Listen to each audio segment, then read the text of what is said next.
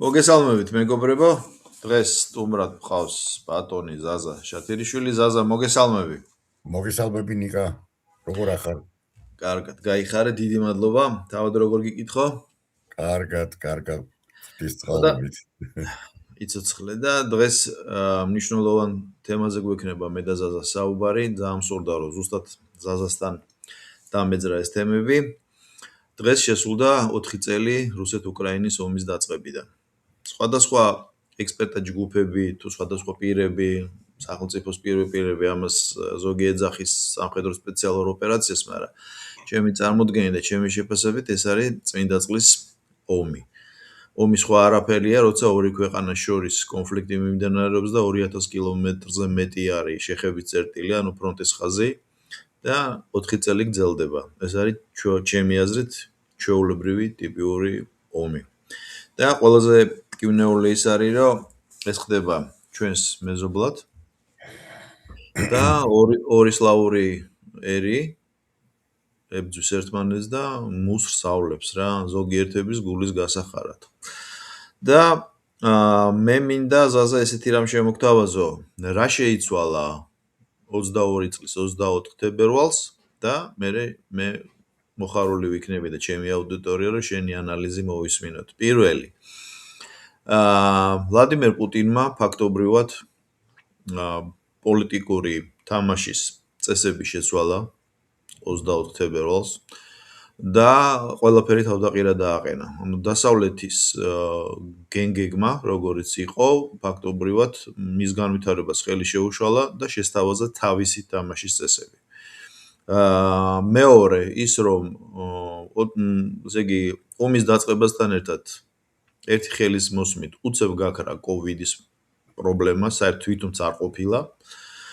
ამას მოყვა შემდეგ უკვე დროში გაწელილი ევროკავშირში დიდი განხეთქილება, სლოვაკეთი, უნგრეთი და კიდე ალბათ ამ ორ ქვეყანას კიდე შეუერთებიან აღმოსავლეთ ევროპის სხვა სახელმწიფოები და მეოთხე მნიშვნელოვანი კიდევ ის რომ ნატოში დეზინტეგრაციის ხილული პროცესი დაიწყო. ზაზა, გისმენ. რა სიტყვი შენ ამ ჩემს ნააზრევს? კი, აბსოლუტურად მართალი ხარ. ეს კოვიდი და უკრაინული ომი რო რაღაცნაირად ჩაენაცვლა ერთმანეთს, ახლა ეს ჩემს გარშემო მეც და ბევრმაც ეგრევე დაინახა, რომ კოვიდი, რომელიც 2 წელი შიშის ზარს სცემდა კაცობრიობას, ისე გააქრა თითქოს არასდროს ყოფილა. ის კი არა და ვინმე თუ გაიხსენებდა საკმაოდ ისე ჟღერდა კოვიდის გახსენება. თითქოს რაღაც ის იყო, რა ქვია, ტაბუირებული გახდა მისი გახსენება. და ის რაც წინათ მოგეხსენება ეს კონსპიროლოგიაზე, დღეს ყველა ერთს და იმავე სამს რაც კონსპიროლოგია გვეგონა ყველაფერი სიმართლე აღმოჩნდაო, ხო? ნუ ეხლა ტამპლიერებს ვარ ჩავთვლით. ხო, ანუ ნორმა ისტორიულ წიაღლებში თუ არ წავალდა ტამპლიერებს ვარ მივადგებით. მოდი ვთქვათ ის, რომ რა თქმა უნდა, ეს 4 წელი თუ ამ 4 წელს თუ ავიღებთ როგორც გარკვეულწლიანობას, რა თქმა უნდა, ბევრი რამ შეიცვალა. ჩვენ ალბათ ხშირად თუ ამბობთ ხოლმე მეც და შენც უკვე ჩვენ საუბრებში, რომ ეს ცივილიზაციური გარდატეხა, რაზეც ნამდვილად შეიძლება ლაპარაკი და ვზნობთ აი ამას, რომ მოხდა რაღაცნაირი ესეთი შეუქცევადი პროცესი დაიწყო, რასაც მართლა შეიძლება უწოდოს შეუქცევადი ესეთი შეუქცევადი პროცესი ცივილიზაციური გარდატეხის. და შენ აბსოლუტურად მართალი ხარ, რა თქმა უნდა, ეს არის ომი, როდესაც პუტინი ამას არქმევს და რუსული ელიტა საგანგებო საომარ ოპერაციას, გასაგებია, რომ იქ ეს ევფემიზმია, ეს ერთი, რუსეთში ცენზურაა ცხადიან, ახლა მე უბრალოდ იმას არ ვამბობ, რომ ცენზურა არა მარტო რუსეთში, ცენზურა ყველგან, თითქმის ყველგან არის ცენზურა. შეერთებულ შტატებშიც არის ცენზურა, ყველგან არის ცენზურა. ხო, სხვადასხვა ტიპის ცენზურა. აქედან გამომდინარე, როდესაც ლაპარაკია ომზე, რა თქმა უნდა, ეს არ არის ომი მხოლოდ რუსეთსა და უკრაინას შორის. შეიძლება ითქვას, რომ ეს ომი არის რაღაცნაირად ისეთი ხშირად უყვართ დღეს ესეთი ანალოგიის მოხმობა მეტაფორის, როგორც გარკვეული ღვეზელი, რომელიც არის მრავალშრიანი ღვეზელი. ერთი შრე ეს არის რუსეთ-უკრაინის დაპირისპირება, რომელიც გარკვეულად შეიძლება განვიხილოთ როგორც სამოქალაქო ომი. აი როგორც ჩვენი ომი აფხაზებთან. ერთი მხრივ ჩვენ შეიძლება განვიხილოთ როგორც სამოქალაქო ომი ქართველებს და აფხაზებს შორის, შეიძლება ამას შევხედოთ უფრო სხვა დონეზე და ქართულ-რუსული დაპირისპირება, სადაც აფხაზები არის პროქსი რუსეთის. კიდე ერთი დონე ეს არის ზოგად კავკასიური კულტუროლოგიური ომი, სადაც რაღაც ნაწილი ჩვენ მხარეზე იყო, რაღაც ნაწილი აფხაზებს, ხო? აქაც ხშირად უყურებენ ხოლმე ამას როგორც პროქსი ომი, ჩინეთისა და დასავლეთის დაპირისპირება უკრაინასა და რუსეთის ხელით. თქვა და ასე სადაც უკრაინა უფრო დამოკიდებულია და უფრო პროქსია დასავლეთის, რუსეთი ალბათ უფრო მეტაფორულად არა ბუყვალური გაგებით, არა პირდაპირი გაგებით არის ჩინეთის პროქსი. ასე თუ ისეა, ჩვენ შეგვიძლია ვთქვათ, რომ რაღაც ასეთი, რა თქმა უნდა, ეს შეიძლება განვიხილოთ როგორც მესამე მსოფლიო ომი. მესამე მსოფლიო ომი იმ გაგებით, რომ თუ პირველი მსოფლიო ომის გაგრძელება იყო მეორე, ეს არის დასასრული. აი ამ ერთიანი რაღაცა ციკლის, რომელიც დაიწყო 1914 წელს და უკვე მეტნაკლებად გრძელდება მთელი ამდენი პერიოდი. უბრალოდ მშვიდობის მომენტები, აი როგორც 1870-დან 1914 წლამდე ვერავის ვერ წარმოედგინა, რომ ომი შესაძლებელი იყო.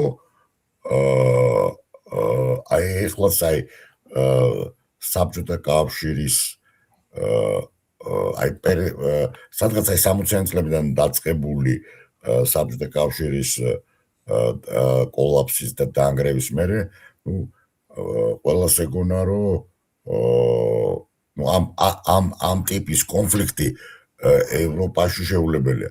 თუმცა რა, ევროპაში არ იყო ძალიან დიდი ბოდიში და ეს იუგოსლავიის დაშლა, ეს თითქოს არ, მაგრამ აი იცით რა არის, ეს მაშინ არ ხმებოდა, სწორედ ეს ამერიკელების ნეოლოგიზმია, სპეციალური საომარი ოპერაცია, რომელიც მე უკან დაუბრუნეს, ხო? მათ დაარქვეს ამ სერბეთის დაბომბვა სპეციალური სამხედრო ოპერაცია ერაყის და ყველაფერი ეს გამოიყურებოდა მართლაც როგორც აი სადამსჯელო, როცა ერთი დიდი ბიჭი, პატარა ბიჭს უსწორდება ესე საქვეყნო ჯის. აქედან გამომდინარე, მე ესე ვიტყოდი, რომ აი ეს აქ რა ხდება? აქ ხდება ის, რომ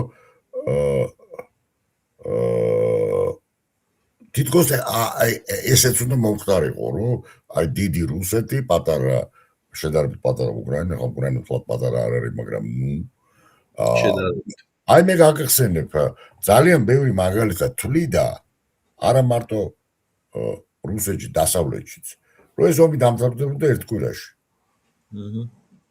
აი ახლა რომ გადახედო იმ პერიოდის მოსაზრებებს, ანტირუსი ექსპერტებიც კი ზოგიერთი ამბობდა, რომ აი რუსები ერთ კვირაში დაამარცხებენ. აი მე მოხდა ძალიან უცნაური რაღაცა. მოდი ესეც ვთქვათ. რა მოხდა? მოხდა ის, რომ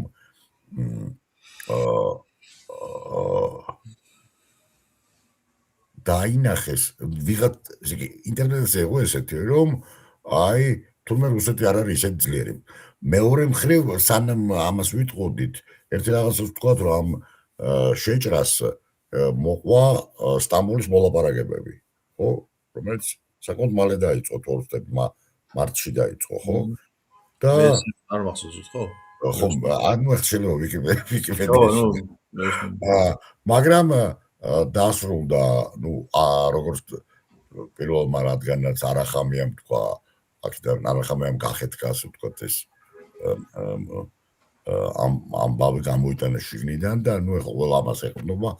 ისე მაინც მე ამის არც როგორ გითხრა იცი? ჯონსონს გულისხმობ, ხო რა ჯონსონმა ვიტყო რა ჯონსონი აქციის განტევების ვაცად ეხლა.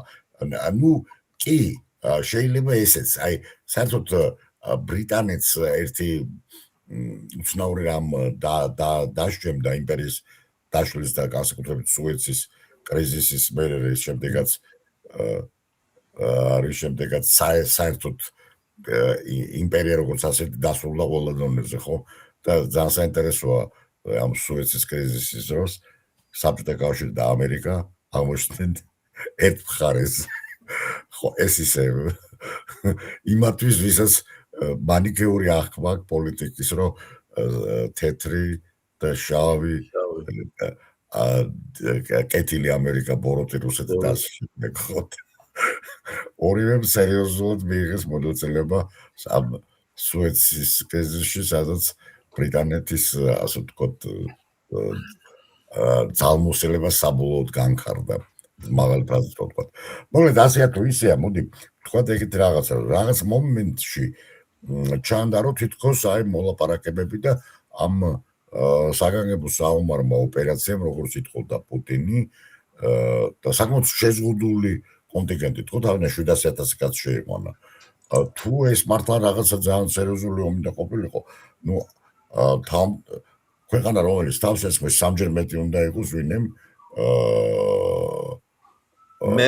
მე მეცად გეტყვი უკრაინელები ამბობდნენ რომ როგორ აკლიათო რუსებსო პაბლიკებსთან არა ეს ექსპერტები რა ნუ რამდენად ვენდობით მაგრამ ამ შემთხვევაში მე ვენდობი რომ კიევზეო შეტევაო 150,000 კაცი შეიძლებოდა თვითონ უკრაინელებს უყვირდა ხო მაგრამ იცი რა მოდი ეს წვაღერო თუ თავიდან თითქოს ყველაფერი ძალიან ისე მოხდა ძალიან სწრაფად აღმოჩნდნენ კიევთან კიევში დაიწყო ხო გახსოვს არა პანიკა იყო ხალხი გარბოდა გადიოდა ხო ხდება თან იქაც ძალიან ესე ცუდი რაღაცები მოხდა უბრალოდ არ მინდა მაყურებელი და სმენელი ამითი დავზაბო რეებიც მოხდა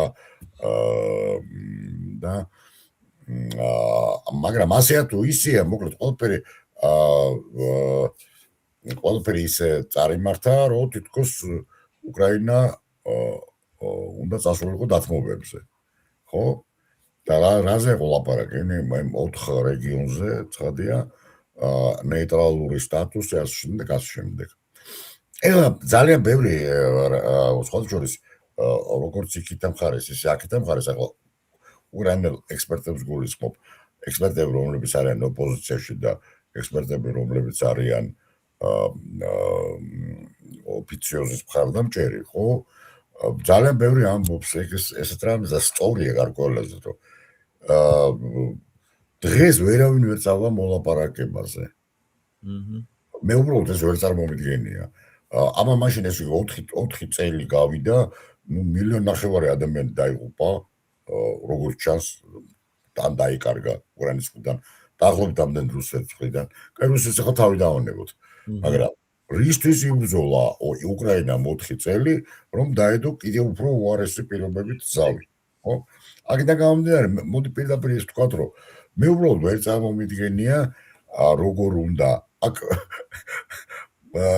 შეგახსოვს მე და შეიძლება მიმოწერა მქონდა და მე ეს ცნობილი ფანტასტების 70-იან წლების ფანტასტების კვალობაზე მოვიფიქრე ეს რაღაც რომ წარმოვიდგენია ომი რომელიც ასწლიანი ომი რომელიც არ მთავრდება პირობითად ქვეყანას ქვია ადიდასი როგორც ქარხანას გენიალური იყო ეგ რა და წარმოვიდგენია მსოფლიოდან მოდიან ადამიანები რომლებიც გადიან აქ ზოგი მოდის იმიტომ რომ ფული უნდა ზოგი მოდის იმიტომ რომ ნუ რაღაც იდეები აქვს ზოგიც მოდის იმიტომ რომ ადრენალინი უნდა ხო ან პოლიც უნდა და ადრენალინი და მეორე ქვეყნისთვის კიდე ეს არის რაღაც აი როგორც ჯარში წასვლა საბჭოთა დროს ესე იგი რუსი თუ ჯარში არ მიდიოდა სხვაჯერს საქართველოს იყო ესეთი მომენტი ცოტა ადრე მე მქონდა ეგ ბედნიერება და მამაჩემმა დამიყენა პირობა რომ უნდა წახვიდეო ხო და ესე იგი ცოლს არ ატანდნენ კაცს თუ ჯარში არ იყო დამყოფი ხო და აი ორი როგორც ინიციაცია აი როგორც აი მე წაკითხული არ მაქვს მაგრამ ნუ ცოტა ერთი ორი სერია ნახე და მე ანუ ყველაფერი ვიცი ჩემი ახლობლებისაგან რომ აი ამ Game of Thrones-ში არის ესეთი კედელი რომლის იქითაც არიან ყინულის ადამიანები და სულ ომი მიდის აი რაღაც ესეთი ომი ქვეყანა ქარხანა ან ლაბორატორია სადაც მოკლედ აი როგორც რომელიმე კარგ კლუბში ну არ ვიყოთ მილანი ან უკვე არავინ ადგილობრივი აღარ არის და ყველა არის უცხოელი და ამავე დროს ხდება რა გამოცდა ხელოვნური ინტელექტის სტრატეგიების, სტრატეგემების, თამაშების, ხოლო მეორე მხრიდან არის აი რაღაცა ქვეყანა, რომელიც მუდმივად არის ომში. და ეს არის მისი ექსისტენციალური მდგომარეობა და თუ მაგარი ტიპია ეს ტიპი ომში უნდა წავიდეს და ინიციაცია უნდა გაიაროს. ვაჭროს როგორც ჩანს ესე იყო ტროას ომიც, ახლა საერთოდ ანაქრონიზმები არ მიყვარს, მაგრამ თავისთავად ომი იმდენად მეტაფიზიკური და არქაული რაღაცაა, რომ ეს ანაქრონიზმი კი არა, ეხლა მე მაგალითად თავის დროზე როცა ვკითხულობდი ჰომეროსის ილიადას, რომელიც უნდა გაგვევლო სწავლობდი კლასიკური ფილოლოგიის სპეციალიზაციით ერთი ძალიან დიდი ხნის წინ ხო და აი 10 წელი ხო და ეს 10 წელი მაგრამ ეხლა დღეს რო უყურებ სინამდვილეში ეს ომი არის რაღაც აი როგორც მართლაც ინიციაცია, იმიტომ რომ იქ არის ერთი მომენტი ტროას ომს ვამბობ. იქ არის ეგეთი ზევსის შვილი სარპედონი, რომელიც არის ნახევრად ღმერთი, იმიტომ რომ ზევსისა და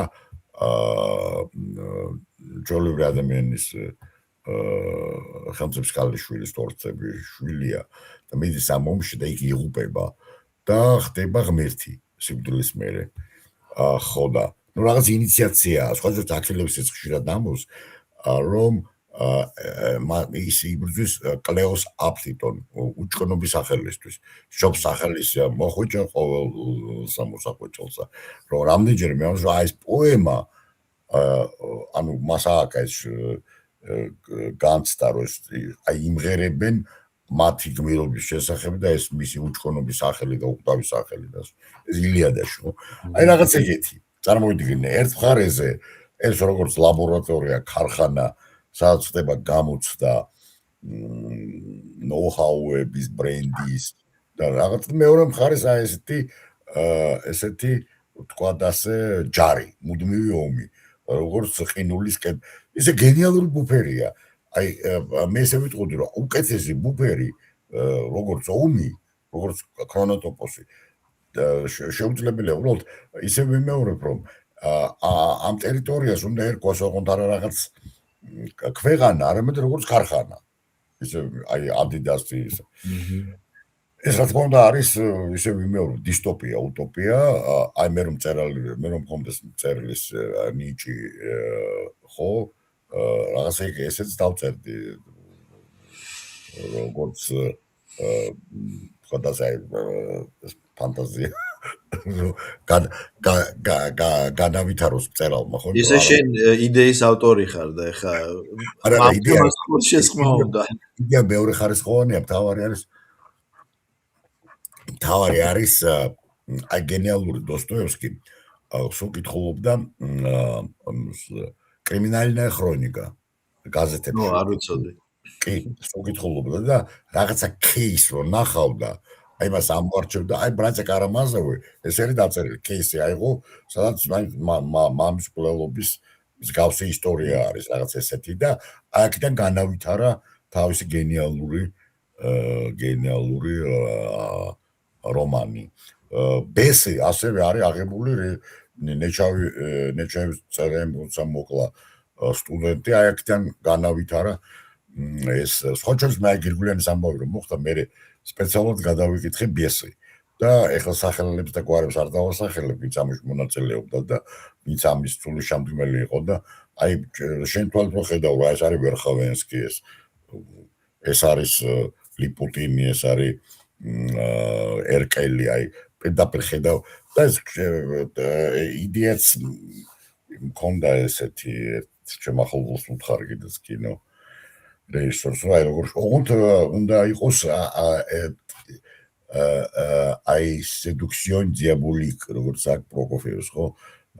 დიაველსკое соблазнение, ვიღაცა რომელიც რყვნის ეს ძალიან ისეთი მნიშვნელოვანი მომენტია სხვა შორის ვერხოვენსკია პეტრა პეტრუშა მეორე თაობის ლიბერალი უკვე ძალიან კარად ამბობს რომ აი ორი თაობა მოგვეცითო ორი თაობა გარყვნილებისო და ის რომ მაგალითები როგორც აი სუფთა ეპშტეინის მაგალითებია ადვოკატი რომელსაც აქვს ერთობა პატარა ბავშვთან უფალ შემწყალ და მაყურებელსაც ბოდიშოთმა ციტატაა ფაქტობრივად და ადვოკატი გარყვნილი ადვოკატი მექთამი ასე შემდეგ და ბოლოს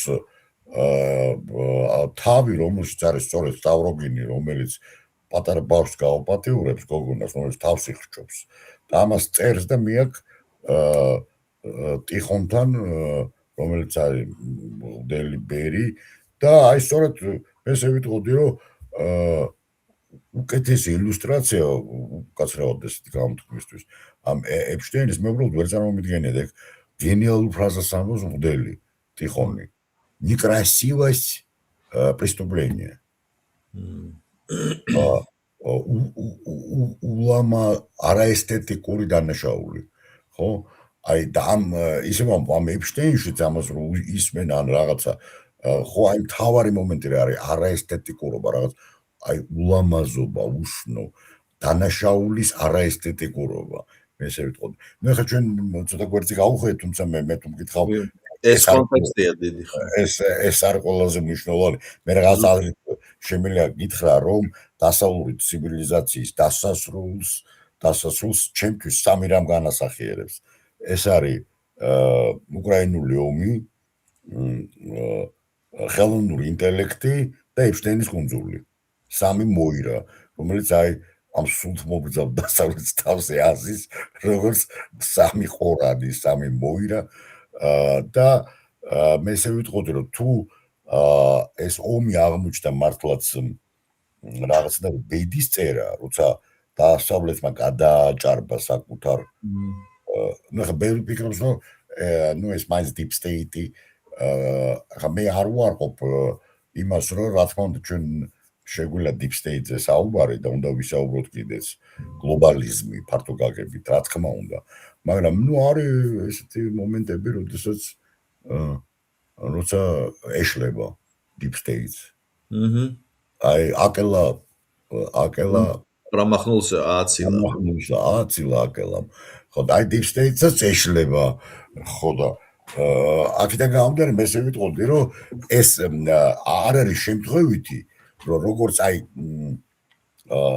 კრიზისის დროს ორგანიზმში აი ბევრი რაღაც აფუთფუთდება აი ზუსტად აი ორგანიზმში რომელიც არის კრიზისი აი ყველაფერი თითქოს აფუთფუთდა და აი ეს ეპშტეინი რაღაცაზრით არის რაღაცნაირი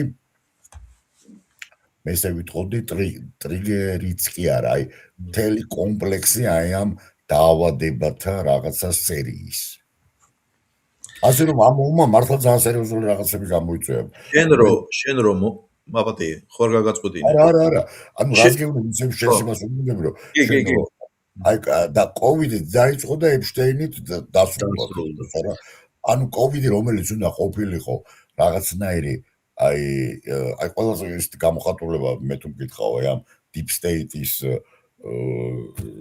deep state-ის ასე ვთქვათ ონავრობის და ესეთი მე ესე ვიტყოდი ელიტების გამოცვლისთან ისე რომ адам ხელს არავინ არ ანძრევს, ხო? და ამ დროს ხდება მთავარი რაღაცა, ხო? იწყება ეს ომი. ომი, რომელსაც ვერავინ ვერ ბედავდა. და შენ ხო გახსოვს და თავიდან როგორ იყო, რომ ესე იგი ფაქტურად და პირველი რამდენიმე თვე ძალიან დიდი ის იყო გამოწვევა სერიოზული, ბევრს ეგონა რომ რუსეთი ჩამოიშლება. აი მერე ვარ ჩამოიშალა და მერე აი ძალიან ისეთი მნიშვნელოვანი მომენტია. კუპიანსკის და ხარკოვის მარცხის მერე რუსები გამოვიდნენ კუპიანსკი და ხარკოვიდან. სხვათა შორის ხერსონს ესე არ განვიხილავდი, იქ რაღაცა ტროას ცხენისავით მოხდა. ეს იგი დათმეს და შევიდნენ იქ, რომელიც არის მუდმივი პრობლემა. ნუ კაი, აქ ინტერპრეტაცია, მაგრამ კუპიანსკი და ხარკოვი იყო ნამდვილი მარცხი. მაგრამ ეს იყო მარცხი, რომელმაც მე თუ მკითხავ, ეს იგი ძალიან ცუდი დაფური სამსახური გაუწია დასავლეთს და უკრაინას. ჩათვალეს, რომ რუსეთის დამარცხება შეიძლება. რასშორის სუროვიკინმა რო გადადგა ეგნაბიჯი. ბერმა გაამართლა კიდეც რა. გაამართლა კიდეც, ხო. ეხლა მართალია რადარებზე აღარ ჩანს, არავინ ეცეთ ცოცხალი ამკლარია, მაგრამ იმ მომენტში აი ეს დრაკონის კბილები რო ჩაალაგა პლუს კიდე რო. ეს მერე უკვე აი 2023 წლის კონტრნასტუპის ესე იგი ეს კიდე ცალკე თემაა, სხვა წმინდა სამხედრო თვალსაზრისით, ახლა მე ცნობილი სამხედრო ექსპერტი არა ვარ, მაგრამ 4 წელი გინდა არ გინდა ვაკვირდები ამას რაღაც ფეხბურთის არ იყოს, ახლა ფეხბურთში დიდი ექსპერტი არა ვარ, მაგრამ როცა დიდხანს უყურებ და რაღაცა გაინტერესებს, შენც უკვე რაღაცას ხვდები არა. ანუ იქ ჩემთვის ძალიან საინტერესო მომენტია, როგორ დაიგეგმა და რანაირად და როგორ მოხდა. ეს სწორედ აი შენასაც ამბობ, როგორ ჩანს აი ამ ღრმა დაცვამ სხვა зүйлს თავის დროზე გამოიწვია გერმანელების მარცხი რუსეთში. ნუ იქ რამდენიმე თეორია არსებობს, მოკლედ რა მოგეხსენება ძალიან სწრაფად შევიდნენ, მაგრამ აღმოჩნდა რომ მეორე მესამე ისიც არის თავდაცვითი სტრატეგიულმა სიღრმემ უშველა როგორც 41 წელს ვამბობ და აქ არის ორი მოსაზრება, ერთი რომ კანარისმა ცუდი დაუდო ჰიტლერს და არის მეორე მოსაზრება რომ კანარის იყო ინგლისელების აგენტი. ეგ არ ვიცოდი. მე ეგ ვერსია არ ვიცოდი. ესეც არის მეორეც არის მესამეც არც არ გამოვიწყავ. მაგრამ ყოველ შემთხვევაში ის რომ დღევანდელი გადასახედიდან მე აი ზუსტად ისევე მიყვირს რომ რატო როგორ დაიწყო ეს ომი ჰიტლერმა 41 წელს გულისხმობ. და დაუშვათ მოსკოვიც აიყო, მე რა მოხდებოდა. ხო, აი რა მოხდებოდა. იგივე იმედი იყო რომ აი როგორც ეხლა რომ პუტინს გადააგდებენ რაღაცა აი როგორც რა ქვია სტალინს ვერ გადააგდებდნენ. ხო, აი ისე არის აქაც, ხო ხედავ, ანუ რეალურად რა მაშინ რა ნაკლები იყო, ეხლა 37 წელი და ასე შემდეგ, ეხლა შეხვდები იქ რა ხდებოდა და მარშლების ეგრეთ წოდებული ზაგავარ მარშალოვ და რაღაც, ხო? და მაშინაც იმედი ქონდათ, ხო, მაგრამ არა, ხო და რას გეუბნები, როგორ ჩანს აი აქ არის იმედი, რომ გადააგდებენ, მოხდება გადატრიალება, დაახლოებით აი რაც 1603 წელს რაც მოხდა, როგორ ჩანს, მაგრამ იქ გადატრიალება კი არ მოხდა, ბოris godunov მოხდა. და Fyodor Godunov, ხო, ნუ იქ მაინც მოხდა ღალატი ელიტების კი ბატონო. აი, როგორ ჩანს აი პირველი ყველაზე უფრო წარმატებული თავიდან აი ეს რაღაც ამის მეხსიერება არსებობს, გესმის? 1603 წლის სმუტის. ეხლა მე არ მგონია რომ ეს ისტორია ესე იცოდნენ, მაგრამ ნუ რაღაც მატრიცები ხო არის, არქეტიპები ხო არის, იმპრინტები და როგორ ჩანს აი ეს მუდმივი აი ეს მომენტი რომ აი ეხლა მოხდება გადატრიალება, ნუ ჩვენთან ხო იგივეა რა, აი ბიძინას გადააგდებენ 4 ოქტომბერი მე მგონია რომ ძალიან კარგად ითამაშეს, ეხლა მე ნამდვილად არ ვიცი, მაგრამ მგონია რომ რაღაც შიგნიდან იყო რაღაც იმედი მისცეს, რომ აი თქვენ შემოუტიეთ და შიგნით საქმე ეგრე არ არის, ხო? მით უმეტეს ეხლა რუსეთში, სადაც ეხლა ელიტები ბევრად უფრო სადაც ელიტები არიან ძალიან ვესტერნიზირებულები, ხო? ხო და როგორ ჩანს ეს მომენტია მაინც ახლა ამ ხელა ქვეყანა როგორ დაიპყრო ხო ნუ ალბათ იმედი რომ მოხდება გადატრიალება და როგორც გადატრიალების მერე ხდება ნუ ადგილობრივი ბუნტები და ქვეყანა დაიშლება აი ხა აქვე გეტყვი ამ 41 ეს ალბათ ეს ხო ეს ხო ჩვენ ახლა ხო ვარაუდობთ ჩვენ სამხედრო სტრატეგობაზე არ გვაქვს არა ეს სამხედროზე არ არის ეს არის უბრალოდ აი პოლიტიკურად რისი იმედია იცი რა არის ყოველ ახლა რასაც ირანში აკეთეს მაგრამ ირანთან მივიღოთ უბრალოდ ახლა არ მინდა რომ გადავახდე თემას არა ნუ დაუშვათ როცა ხო იგივე საკეთეს ხო ფაქტობრივად ერაყისნაირი ქვეყანა ხო აი მეორეჯერ დაიწყო მაგრამ მოდი რო არ გავასწორთ რა ირანამ მაგრამ ხო არა არსებობს წარმატებული თან მithumetes როდესაც მოდი ესე ამერიკული სტრატეგია არის ყოველთვის სპეციალური საგანგებო ოპერაცია ამერიკას ფილმს გადაწყვეტოს ერთ კვირაში მაქსიმუმი 1 თვე 2 თვე ერაყში როგორ შემთხვი ხო შეჭრა ოპერაცია დაიწყო ვიეტნამი იყო წარუმატებელი იმიტომ რომ მოუწია მიწის ზედა ოპერაციების შესრულება ხო და ვიცით როგორც დამთავრდა საქმე რომ მიდგა შეატოვეს ჩრდილოეთი ვიეტნამის სამხრეთის წინაშე უგაცავ სამხრეთი ვიეტნამის წინაშე კისინჯერმა აიღო ნობელის პრემია და ხოშიმინმა ისე გაიმარჯვა და კომუნისტებმა რომ საწყალი მე დიდი ეჭვი მაქვს რომ მოლაპარაკება იყო მაგრამ მაინც მოუწიათ იმის დახვრეტა რა ქვია ვერც გაასწრო იმან სამხრეთ კორეის სამხრეთ ვიეტნამის ლიდერმა დამოუკიდებლად და მოუწია 3 წელი მიდიოდა მოლაპარაკება პარალელურად 3 წელი ზუსტად აი ეხლა რაც უკან ერთად აი რამხელა ანალოგიის გაკეთება შეიძლება ზუსტად სხვათა შორის რამდენიმე ექსპერტი ზუსტად ვიეტნამთან ნავლებს პარალელს საბოლოო ჯამში რაც გააკეთეს ამერიკელებმა ზუსტად იმას უწენასწარ მეტყველებენ რა ხო ნუ მოდი კიდე ესეთი როცა ავღანეთის მაგალითი გაქვს შენი თვალით შენს თვალით გაქვს ავღანეთის მაგალითი ხო საშინელი მაგალითი სხვათა შორის ჩვენმა ენჯეოშნიცა ქალებმა რამდენიმე შენ რო ეს ხმა და ხორდა კარგა არა ისმის ჩვენმა ენჯეოშნიცა ქალებმა რამდენიმე twist-ი გააკეთეს აი როგორცო ამ საწყლებს მოუწიათო აი ავღანელ ლიბერალებს ჩამოკიდება ამ საშინელი სურათი იყო ხო აი ჩვენც ეგეთ დღეში ვართო დასავლეთი მიდისო და ჩვენო აი პეტრონას უნდა შევახდეთ ხო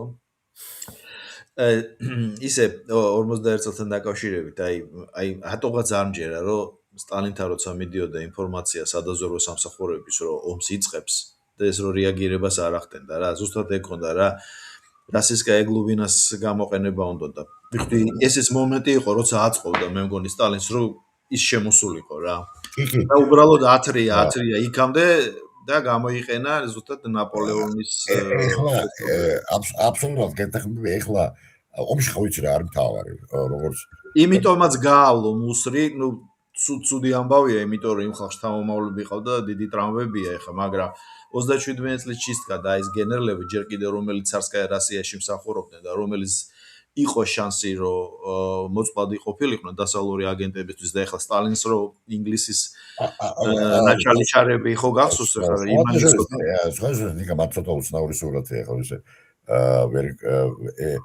პირიქით ბევრი რომელიც იყო მეფის რუსეთის ის გადარჩა როგორც ჟუყოვი და რაგასოვსკი და სწორედ ისინი როგორც იყვნენ ბოლშევიკები აი ისინი დაიხურდნენ როგორც არის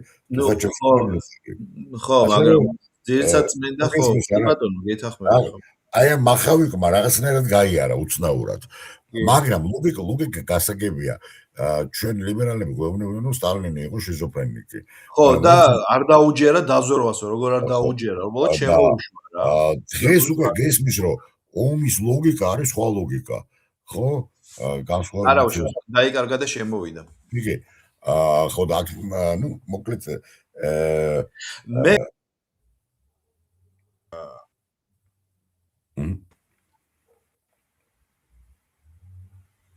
გესმის? იგი. კი, კარგად. აი, იმაშვება, რა ქვია, ეთყობა სიხშირე. ერთი წამი. ერთი წამი. ამას ხო იმას ზამე. არა. ეს კადრები გადანაცვლა ეგ არაფერი. ეთყობა სიხშირე იმაშვება და ინტერნეტი და შენ რო ის გამომიგზავნე შენი ნაზრები რა ეს ომის როგორც გაგრძობიდი ომის პირობებში ცხოვრები კაცობრიობა. ესე იგი, იმდენად რეალურად შევიგძენი, რომ აი ხა მე რასაც უყურებ, ფაქტობრივად მგონია, რომ აი მაგ ფაზაში შედის მსოფლიო. იმიტომ რომ იმდენი კონფლიქტია, რომ უბრალოდ ესე ბუფერი არ იქნება, როგორც Game of Thrones-ში რო არის, მართლა ღობის იქმით რაღაცა ხდება, მაგრამ შენ ხო ესე ხა მეტაფორულად გამოხატე, ხო?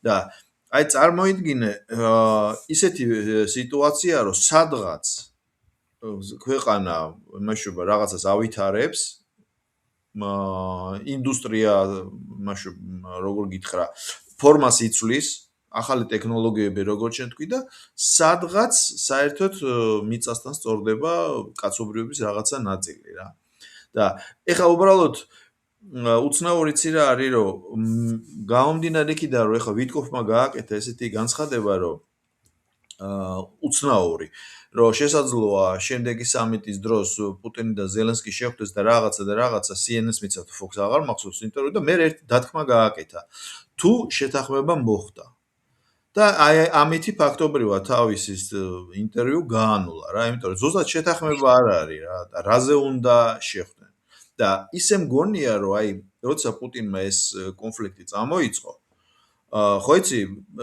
ესა რა ქვია მამაცებსო ფორტუნაც ხელს უწყობსო რა და წარმოიდგინე 24-ში ამერიკაში მოვიდა ტრამპი.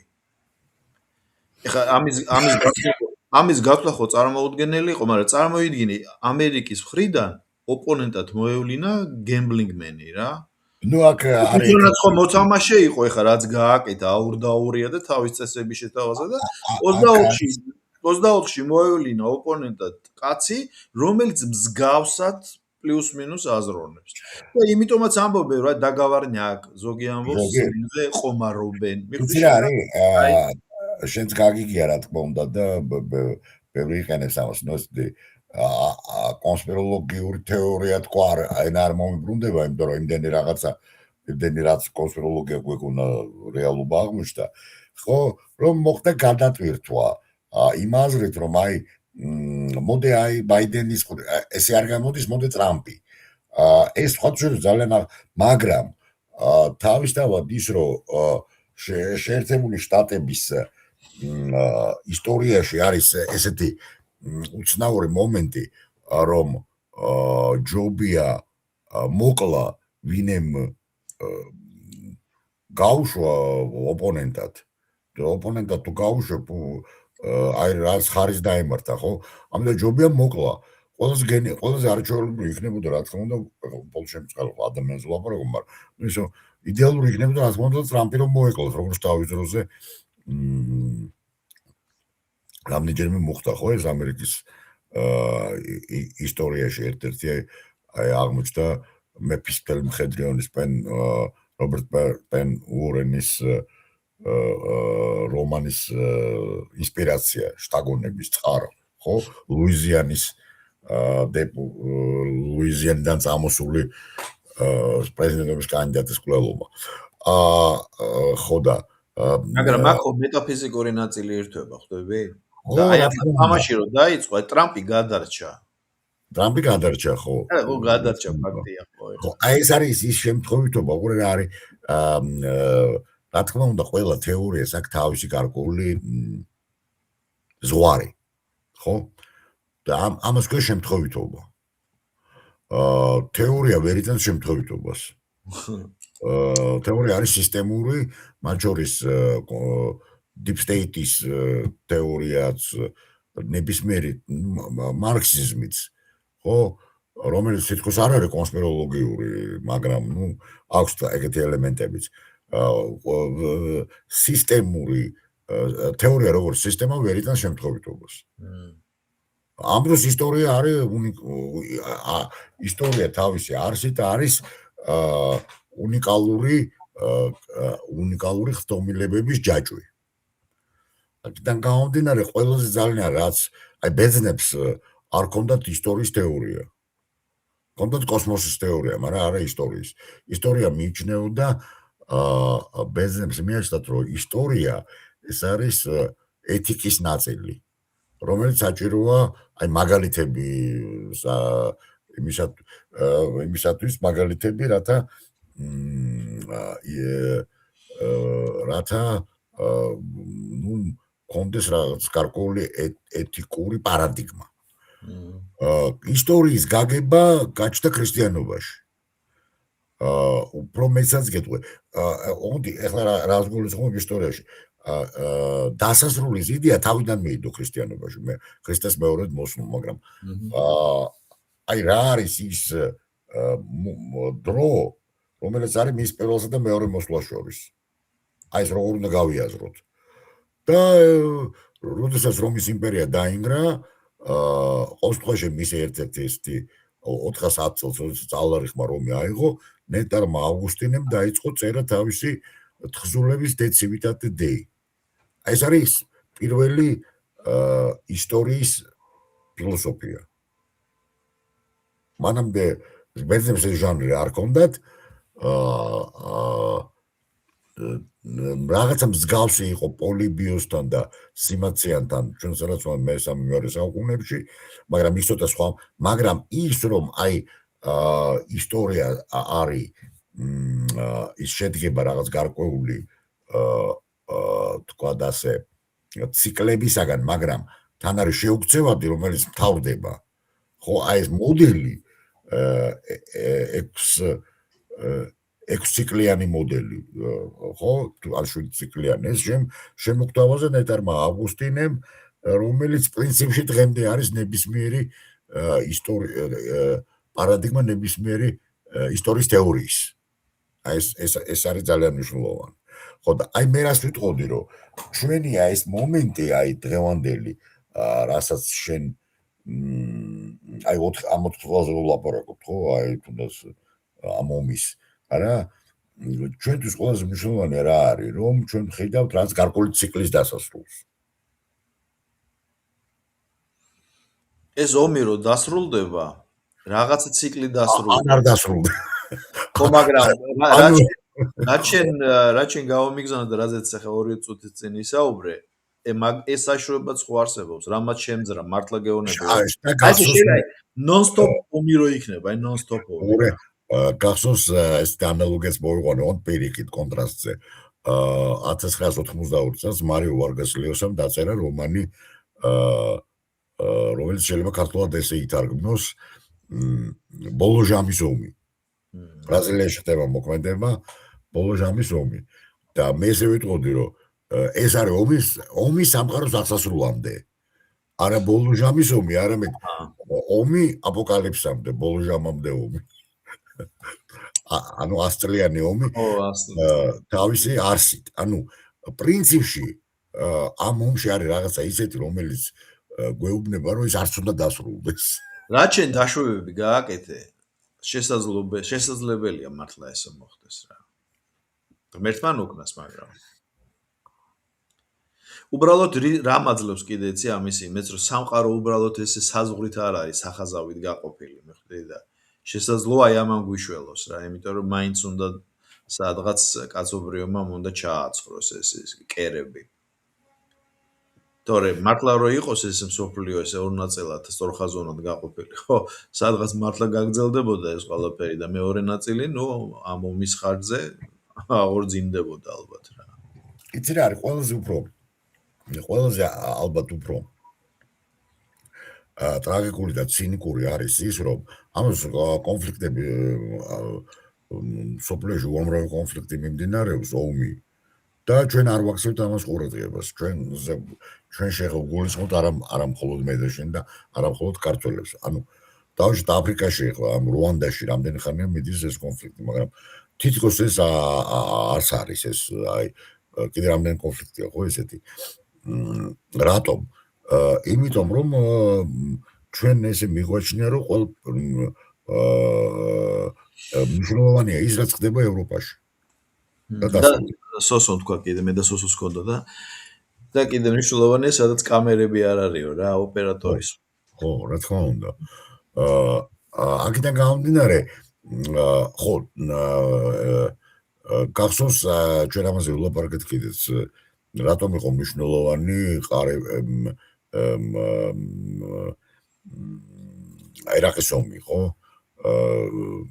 ჟან ბოდრიარმა ეგეთი ესეც დაწერა მე ერაყის ომი არ ყოფილა სპარსეთის ყურის ომი არ ყოფილა რატო არ ყოფილა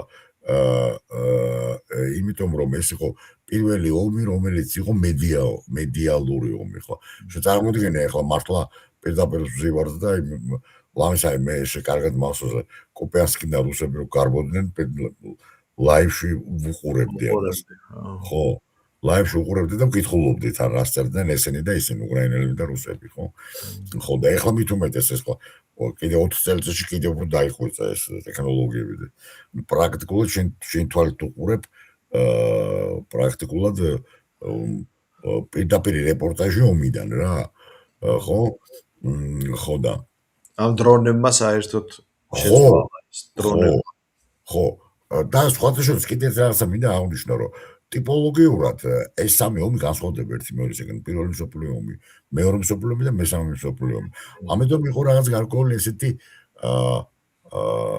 შედარება ნუმეროლოგია ნუ ეს ნუმეროლოგიური მოლოდინები ხო რომ აი გაგრძელდება რამდენი წელი გაგრძელდა 3 წელი 11 თვე და ამდენი დღე ხო და ერთმა რაბინმა წინასწარმეტყველებაც გააკეთა რომ რა დამთავრდება ამ და მე მივხვდი რაშიც იყო საქმე არა მარტო მე მივხვდი მაგრამ ისე მომო იგივე მივხვდი რაშიც იყო რომ დაადო პირდაპირ მეორე მსოფლიო ომის პროფესორად იმის მატრიცა რა ქვია დისამოლო ომის თუ მეორე მსოფლიო ომზე ვლაპარაკობთ მეორე მსოფლიო ომი 6 წელი გაგრძელდა დაიწყო 20 ანუ ჩვენ კიდე 2 წელი კიდე თუ ამ ნუმეროლოგიას გავყვებით ხო სხვადასხვის ეგრაბაი ის იყო კაბალისტი იყო ერთ ცნობილი მე გააშაყირეს კიდეც რა მორიგჯერზე ისაო გამაზაო აქედან გამომდინარე მე ესე ვიტყოდი თუ ნუ რაღაცით გავს ჩვენ ამაზე ვთქვით რომ ეს ომი მესამე მსოფლიო ომი გავს პირველ მსოფლიო ომს თავისი პოზიციური ბუნებით განსხვავებით მეორე მსოფლიო ომისგან რომელსაც ძალიან მკვეთრად მანევრული და არაპოზიციური ბუნება ჰქონდა მაგრამ ისე ის ხო ტექნოლოგიურად ნამდვილად არის ცვლილება რომ აი დრონების და ხელოვნური ინტელექტის ჩართულობა შეწარმოდგინეს შემდეგი ამ ომის შემდეგი ციკლი როგორი იქნება სადაც კიდე უფრო ჩაერთვება ხელოვნური ინტელექტი ხელოვნური ინტელექტი საერთოდ თემაა იმიტომ რომ პრაქტიკულად ეს არის მე ესე ვიტყოდი კაცობრიობის კულტურის ზღვარი იმიტომ რომ ესეთი მაგალითი მინდა მოგიყვანო რამდენიმე კვირის წინ შემემთხვა მივეცი რაღაც ტექსტი რომ გააანალიზებინა 2 წუთში დაწერა ეს სამი დიდი ფილოლოგი ლიტერატურაცოდნე დამჯდარიყო მოუნდებოდა ერთ თვეს ნუ გასაგებია ეს ყველა ცოდნა არის მასში მაგრამ მე უყურე რას ვამბობ სხვა რაღაც ვამბობ დღეს რა აზრი აქვს ამ ყველაფრის წერას როცა ხელოვნური ინტელექტი ყველაფერი შეუულია ფიზიკაზე და მათემატიკაზე ავლაპარაკობ ანუ შედაუხედებ იმას ამოცენას და უკვე ყველაფერი გადაწყვეტე ნუ თუ ჰუმანიტარიაში ამას აკეთებს იქ რას შვება მეუბრუნ წარმომიდგენია ზუსტი მეცნიერება ხო დათვლადია ფაქტობრივად რა თქმა უნდა და როცა ხლებნიკოვის ლექსის ჰერმენევტიკას აკეთებს 1 წუთში ხო და ყველაფერი არის რაც მე ვიცი და რაც მე არ ვიცი ყველაფერი წერია იმ ანეკდოტის გაშიფრვა გაუჭირდა გახსოვს ახალგაზრდა კაცმა რო ვერ გაიგო ახალგაზრდა კაცის ანეკდოტის გაშიფრვა გაუჭირდა მაგრამ როგორც ამბობს ილონ მასკი და მე მას აბსოლუტურად ვეცახმები 2030 წლისთვის რა თქმა უნდა მისი მეხსიერება იქნება გაცილებით უფრო დიდი და მისი ერუდიცია ვინმე მთელი კაცობრიობის აკუმულაცია რომ მე ამაზე მინდა გადაცემა გავაკეთო ჩაწერა და ესე დავარქმევდი რა ღმერთის ჩანაცვლება და ვამზადებ რა ხვდები მე თვითონ ოღონდ რა მინდა გითხრა უყურე ხელოვნური ინტელექტი ძალიან კარგად გვიჩვენებს რა განსხვავებაა ცივილიზაციასა და კულტურას შორის ეს დასავლური ცივილიზაცია მთავრდება მაგრამ კულტურული ბირთვი რჩება ისევე, როგორც იყო პლატონის დროს. რა არის პლატონის მიხედვით ყველაზე მთავარი 4 თეიამანია? ეს არის წინასწარმეტყველის ნიჭი, ეს არის ნიჭი კათარზისის, ეს არის ნიჭი ჭრეტელი ადამიანის ფილოსოფოსის, ანუ უყურე რისი ჩანაცვლებაა შეუძლებელი? შეუძლებელია ჩანაცვლება ჭრეტითი ცხოვრების, მეომრის გზის, შეუძლებელია ჩანაცვლება ჭეშმარიტი შემოქმედის და არა ის რომ დაწერს, რა ქვია, ფიზიკას და მათემატიკას რომ გააკეთებს და ბომბს რომ გაისვრეს, ეს გასაგებია. და დეტექტივსაც დაწერს და დაწერს science fiction-საც და fantasy-საც, მაგრამ ვერ დაწერს გალაქტიონს. ხო, ანუ სულს ვერ ჩაანაცვლებს. ადამიანის იდეას ვერ გონს ვერ ჩაანაცვლებს. მიწაზე ის რითიც მიწის მუშაკი ხდება და სადაც არის უყურეს მომენტ სულიერი გამოცდილება სადაც არის. ანუ ლიტურგია, ევქარისტია, ჭრეტითი ლოცვა.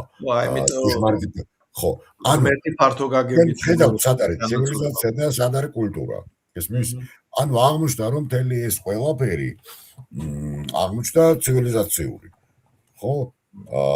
და კულტურა აღმოჩნდა ის რაც არის პლატონური, ანუ ბიბლიური, ხო, ის შინაგანი სულიერი ცხოვრება, მისი პროვოცირება და ის რაც არის გარეთ, ხო, ის რაც არის დამთვლადი, ის რაც არის ტექნიკური, ის რაც არის დაკავშირებული, რაც არის თქვათ ასე გამოთვლასთან, ალგორითმთან და ასე შემდეგ. აი შემდეგი შეკითხვა ზუსტად ჩანიშნული მქონდა და ესე ბუნებრივად მივედით, რაც מחარებს, ყოველთვის ესე გვაქვს მე და შენ საუბარში. რა იცი, რას ერჩის მართლმადიდებლობას მეთქი? ანუ ამ შემთხვევაში მართლმადიდებლობა ახლა მათთვის, უკრაინელებისთვის არის იდეა ფიქსი, მაგრამ ამის უკან ხო უღმერთობა იმალება და რაც შენ თქვი ზუსტად დასავლური ცივილიზაციის სისუსტე აღმოჩნდება ეს საბოლოო ჯამში, რაც მათ ბოლოს მოუღებს. აი ამაზე მინდა გითხრა, აი რა იდეა იყო, რომ ბატონო? გადასარევი რას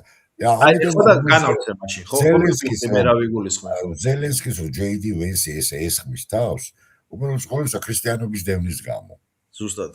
და არა იმიტომ, რომ თარიღები გადაანაცვლა, თვითონ იდეა. რამდენჯერმე როცა ესე იგი ჯეიდი ვენსის რომელიც არის ქრისტიანი, კათოლიკე და რომელიც არის ეკლესიური ადამიანი, რომელიც თანა რუბიოც კი ბატონო არა მაქვს რუბიოს ჯვარ გამოსახული რომ მივიდა გახსოვს ეშვესდიზე მაგაზე უბრალოდ რას ვამბობ ვენსისთვის როგორც ქრისტიანისათვის ძალიან მნიშვნელოვანია რა რომ ეს რეჟიმი მაგრამ ეხლა უყურე რა არის საინტერესო მაგრამ ამ რეჟიმისთვის ის არ არის ის ქრისტიანს კი არ დევნის რუსს დევნის და რუსი ეს არის ის აი მამა მეუფე ფეოდოსი მეუფე არსენი მეუფე ლუკა და ათასობით ადამიანი ისინი არიან რუსები ისმის ანუ მისთვის სხვადასხვა ალექსი არისტოვიჩი რამდენჯერმე შეეცადა აეხსნა მე დანახი მაგრამ ეს თქვენთვის არიან რუსები იმათთვის ქრისტიანები არიანო ისმის თანახმად მეორე რთული მომენტია არ ვიცი შენ რამდენად ადევნებ ამას თვალს და ძალიან დიდი ნაწილი ამ უკრაინელი ნაციონალისტების არის წარმართი.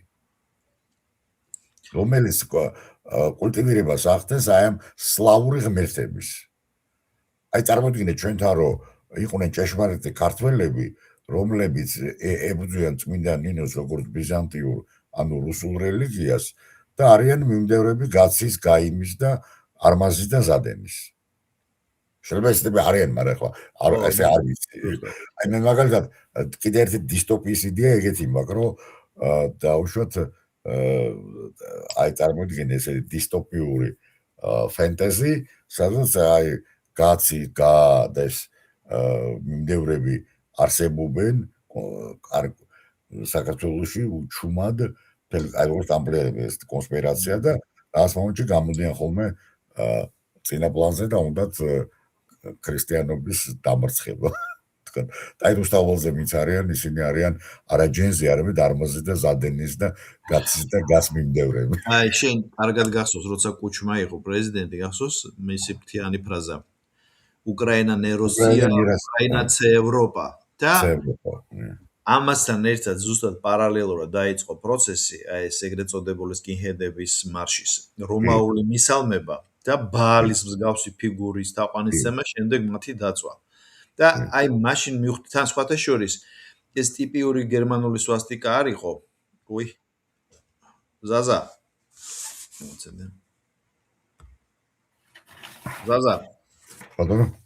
ხედავ? ხო, უცებ გაითიშე, ხო და ეს არ იყო ტიპიური სვასტიკა, რასაც ჩვენ სვასტიკას ვეხადე, რომელიც ძველი ჩინეთიდან მოდის, ანუ ტიბეტური სიმბოლოა ფაქტობრივად. იყო ზუსტად აი კელტურ აი ისეთი რა, წარმართული ეპოქის სიმბოლოები. ხდები? აი კელტებს რო ქონდათ, აი რუნები რაღაც და დამახასიათებელი, საერთოდ რო ქრისტიანობასთან და ისიც მიკვირდა რომ ხა სლავებში საიდან იყო მეთქი ყველაფერი. ეს მე მახსოვს ზუსტად თან ყველაზე უცნაური ის იყო რომ რუსეთის პირველი არხი აჩვენებდა ამას რასია, ანუ ახლა ჩვენებიც აჩვენებდნენ თბილისში. და მიკვირდა რა და ხა მამა მაშინ ცოცხალი იყო და ესენი ეს ვინ არიან მეთქი. ნუ მე მამამ ბენდერა და ბენდერიზმის ისტორია მომიყვა, იმიტომ მეორე მსოფლიო ომის მონაწილე იყო და იმის მერე მე უკვე სურათი მქონდა შექმნილი, ვაფშე რასთან მქონდა მაშინ საქმე და თითქოს იცოდა კიდეც მან რომ სადამდე მივიდოდა ეს ყველაფერი რა, ჩერნომირდინი რო რუსეთს ელჩად რო ყავდათ უკრაინაში ხა ეს რას მოიტანდა ხო გახსოვს ხო და მოკლედ ესე იგი შენ ფიქრობ რომ ეს მათი მხრიდან ეგრეთ წოდებული მართლმადიდებლობის დევნა არის რუსების წინააღმდეგ დევნა? მაგ სხვა უფრო მეტაფიზიკური სიღრმეები არ არის? იცი რა არის? ბაალის თაყვანისცემა პირველ. მე ესე ვიტყოდი რომ ეს არის არგუმენტაცია რითიც რა ქვია, რასაც იყენებენ, ხო? აგერ ბატონო არის უკრაინის პეცეუ და წამოდით ამ პეცეუში. თუ თქვენ მართლა უკრაინელი მართლმადიდებლები ხართ, წამოდით ამაში.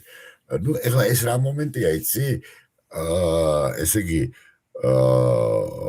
ერთი მხრივ არის არგუმენტი, რომ რაც რუსულია ყველაფერი, ესე იგი რაც რუსულია ყველაფერი არის უკრაინის წინააღმდეგ. მეორე მხრივ რა თქმა უნდა, რასაც ჩვენ ამბობ, ის რა არის ეს წარმართული მომენტი. მაგრამ ვიღაცა იტყვის, რომ აი მოდი გარეგნულად შევხედოთ, რომ ეს არის დემოკრატია, მრავალფეროვნება, არაფერი არ იდევნება, ვინც იდევნებიან ეს, მაგრამ ისევ ამბობ ახლა, მაგრამ ვენსისთვის და ბევრი ამერიკელი ქრისტიანი რესპუბლიკელისთვის ეს არის ერთ-ერთი მომენტი, რის გამოც პრობლემები აქვს ზელენსკის ხელისუფლებასთან. მათთვის ესენი არიან ქრისტიანები, ისე მეორე არესტოვის დავეყნობი, რომელიც ახლა ზოგს მეჩნე რომ რუსეთის აგენტია, მაგრამ ისე ზოგჯერ სწორ ამას საუბრობს ხოლმე. მაგრამ ნუ უკრაინელ როცა ელაპარაკება უკრაინა, აი რას მე ნახე ერთხელ შევესწარე, ისე ელაპარაკებოდა უკრაინელ ნაციონალისტს, რომ ეს თქვენთვის არიან ისინი რუსები და ამათთვის ესენი ქრისტიანები არიან. უნდა გაიგებინებინა ამერიკელი რესპუბლიკელების ყოველთვის აი ჯეი დი ვენსის ლოგიკა. პოზიცია, ხო, ანუ ის უყურებს ამას როგორც ქრისტიანს და არა როგორც რუსს. ანუ ესენი დაჭერილები არიან, აი მაგალითად მეუფე არსენი, მეუფე ფეოდოსი, მეუფე ლუკა არიან დაჭერილი როგორც რუსეთის